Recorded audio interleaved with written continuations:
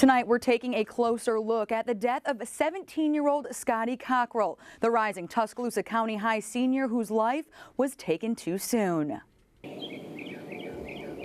June 22nd, 2006. It was a quiet summer morning in the Biscayne Hills neighborhood in Northport. That was until someone entered the home of 17-year-old Scotty Cockrell and murdered him. Some of his friends had come by to pick him up. They were supposed to go to the lake that day, and they'd been calling him, but he didn't answer, so they came by to check on him.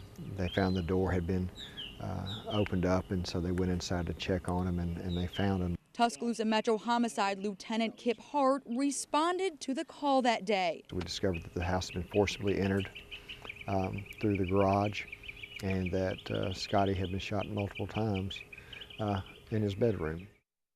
It's not something I imagine I'd have to deal with in my life. Cockrell's sister, Larrah, was away at college when she received a call from their mother. She just kept saying my brother's name, so I didn't really know what was going on. So I kept calling my brother's cell phone, trying to get him to answer, kept leaving him voicemails, trying to get him to call back.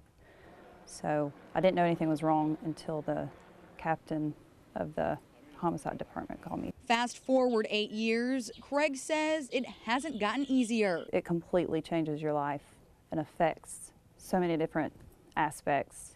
You know, it's so far reaching, and it's not just my life, you know, his friends, his, you know, the rest of our family.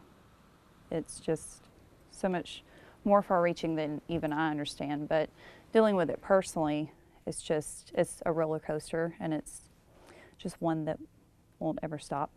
Although his case is considered cold, Cockrell's death investigation files are looked over regularly, and Hart says they're constantly looking for new information. We've ran down numerous leads over the past few years, and we're still working the case actively right now, trying to follow up on other things as they come in. As for Craig and her family, they just want answers. Always I want to know who and why.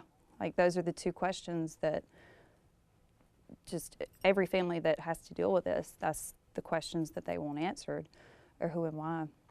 If you have any information about Cockrell's death, you are encouraged to call the Tuscaloosa Metro Homicide Unit at 464-8690 or Crime Stoppers at 752-STOP.